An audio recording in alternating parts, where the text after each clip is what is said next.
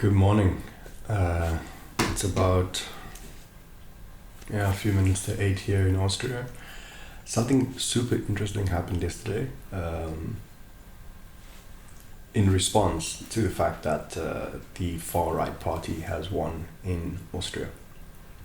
On the Rathausplatz, or the town center, there was a massive artistic demonstration filled with pipes and water going through it, and I think a mic added to that, which meant that we could hear this gurgling of pipe works. And then I later on realized that this massive thing that they had erected was actually a toilet plunger, which they had put the Austrian flag on.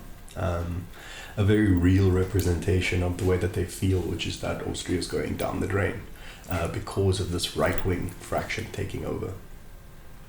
That is completely understandable in the sense that, in terms of art, speaking about art, when one looks at something like that and understands the idea, you can say, cool, that's relatable. And history has shown that whenever people are dealing with particular problems, that the art acts as a kind of a mirror to them.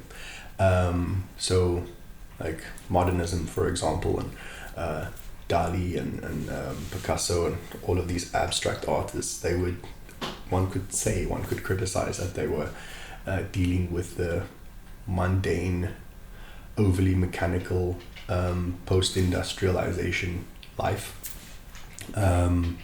or even a reflection on the realism that came before it.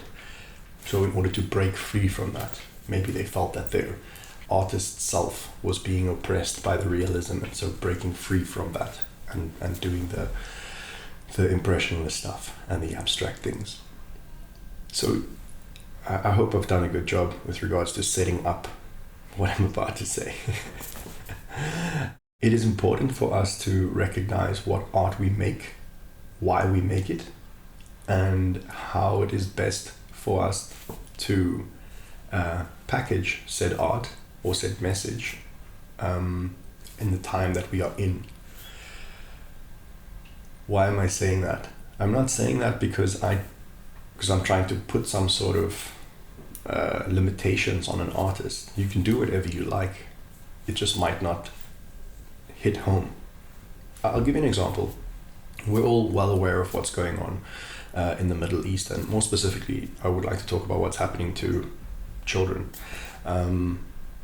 So it is now legally written that Gaza is this open air concentration camp, and children grow up in this if they manage to, and a lot of them end up being imprisoned. So let's say, for example, one of those people who have been brought up in this enclosed environment and then finds themselves in an Israeli jail, takes a stone and draws himself in a jail with a hand going through the bar, and the hand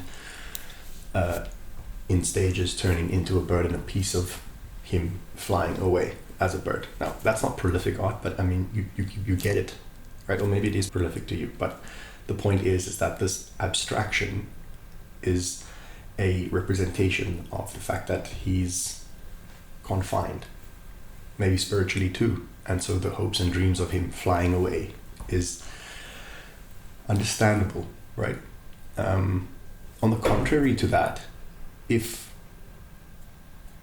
someone living in a society that is constantly using spin doctoring to placate the populace, fake news, or even, let's say, just people on a grand scheme, more grandeur perspective, if they're lying to themselves, you'd usually find that art would take on this like severely realist wake-up call kind of a form. And this is what we saw yesterday on the plaza. I completely understand that. What I find insincere is when people in a very lofty society with all these ideas about reality not placed in reality, abstract art doesn't really feel right. So I might be wrong in saying this.